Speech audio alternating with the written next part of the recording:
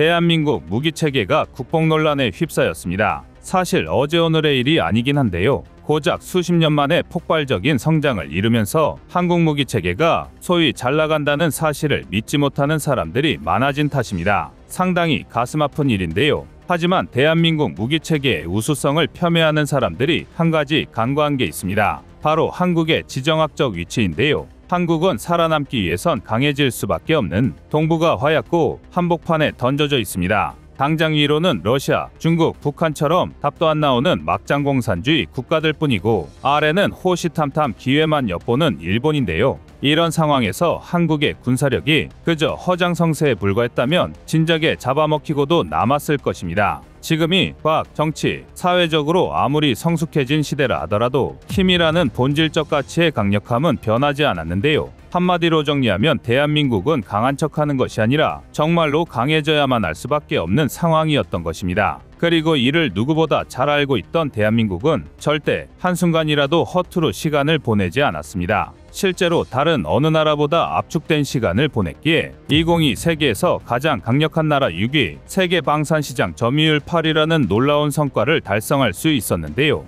하지만 고작 이 정도 얘기는 많이 들어보셨을 겁니다. 그래서 준비했습니다. 오늘은 어디에서도 공개되지 않았던 대한민국 방산시장의 최첨단 기술들에 대해 알려드리겠습니다.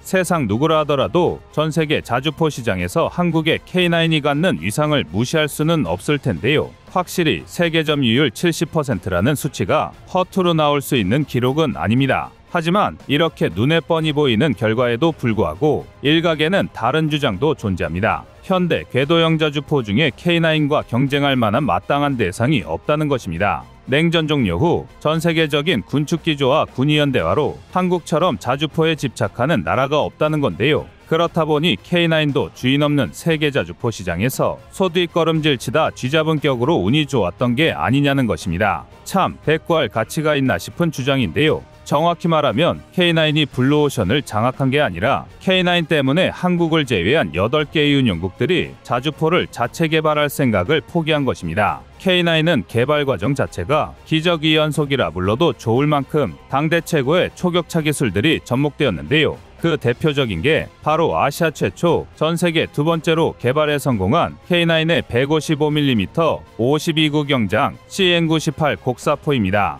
여기서 중요한 게 바로 52구 경장입니다. 구경장이란 포의 길이를 나타내는 말로 155mm 52구 경장이란 실은 155mm의 포구가 52개 늘어설 수 있는 길이의 포신을 갖고 있다는 의미인데요. 이를 계산하면 K9이 약 8m의 포신을 갖추고 있다는 사실을 알 수 있습니다. 그런데 바로 이게 말처럼 쉬운 기술이 아닙니다. 오죽하면 현대에도 서방 세계 기준으로 155mm 52구 경장을 탑재한 궤도형 자주포는 한국의 K9, 독일의 펜저하우비치 전 정도가 고작입니다. 심지어 미국의 M109A6 팔라딘조차도 155mm 39구 경장에 불과합니다. K9에 비하면 포신이 2m 이상 짧은 건데요. 포신의 길이가 길수록, 즉 구경장이 클수록 자주포의 사거리는 비약적으로 증가합니다. 포 내부에서 장약이 연소하면서 발생하는 폭발 에너지를 더 오래 받을 수 있기 때문인데요. 일례로 팔라딘의 사거리는 30km에 불과하지만 K9의 사거리는 무려 40km에 달합니다.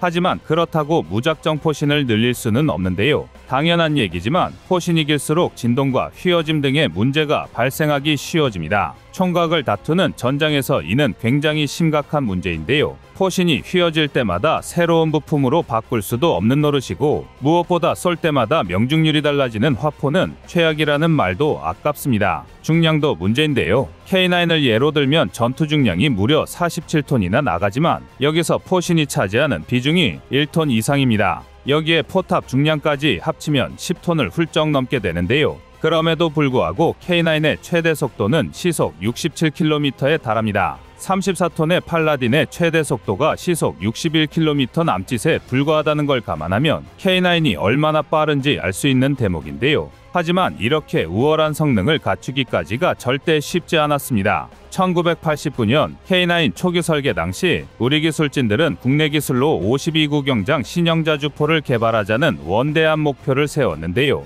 하지만 이때만 하더라도 세계 최고의 기술력이라 여겨지던 독일조차 펜저하우비츠 2000용 52구 경장 주포를 개발 중이었습니다. 한마디로 참고할 사례가 어디에도 없던 건데요. 애초에 설계 단계부터 세계 정상을 목표로 잡은 만큼 맨 땅에 헤딩을 시작해야 되는 상황이었습니다. 혹자는 이를 보고 아직 걷지도 못하는 어린아이가 뛸 생각부터 했던 것이라 표현할 정도인데요. 이는 어쩔 수 없는 선택이기도 했습니다. 한국에 비해 5,000문 이상 많은 북한의 포병 전력을 극복하기 위해서는 질적인 우세를 점령해야만 했는데요. 그러나 당시 우리 연구진이 얻을 수 있는 자료라고는 155mm 52구 경장 포신의 표준치를 마련하기 위해 미국, 영국, 독일, 이탈리아 등 4개국이 규정한 탄도 협정이 전부였습니다. 게다가 이 협정에 나온 정보라고는 약실체적, 그러니까 약실의 부피를 3,556세제곱센티로 규정한다는 내용이 전부였는데요. 오죽했으면 개발에 참여한 선임연구원조차 규정에 적힌 자료를 활용해 최소한의 안전설계조차 가능한지 막막할 뿐이었다고 밝힐 정도였습니다.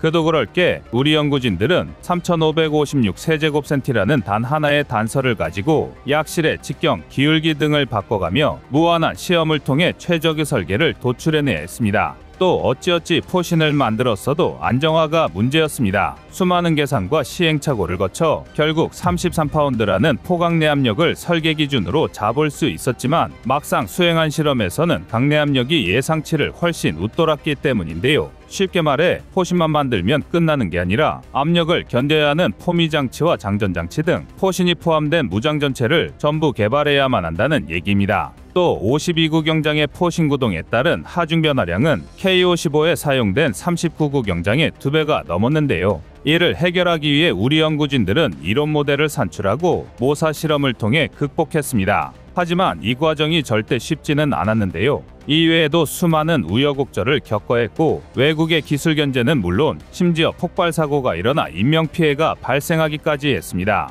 하지만 중요한 것은 결국 해냈다는 것입니다. 무수한 도전 끝에 수백, 수천 번 깨져나가면서 세계에서 두 번째로 신기술에 성공해낸 건데요. 이것도 모자라 명중률에 직접적인 영향을 주는 포탑 정밀 제어 기술을 독자 개발하는 데까지 성공했고 기준 오차 범위를 1mm 이하로 줄일 수 있었습니다. 이 덕에 K9의 명중률은 무려 90%에 달하는데요. 사거리, 화력, 명중률 뭐 하나 모자란 곳이 없으니 전 세계가 K9을 도입할 수밖에 없는 것입니다. K9급으로 우수한 자주포를 만들기에는 시간도, 예산도, 실력도 모두 부족하다는 걸 깨달은 것이죠. 이처럼 K9 자주포에는 개발 당시에도 그리고 지금 이 순간에도 최첨단이라고 부를 수밖에 없는 기술이 총집합되어 있습니다. 마치 우크라이나 전쟁과 함께 싸고 빠른 무기체계로 이제 와서야 주목받는 듯 싶지만 사실 한국의 군사기술력은 이미 K9을 개발 중이던 1980에서 1990년대부터 세계를 선도하고 있었는데요.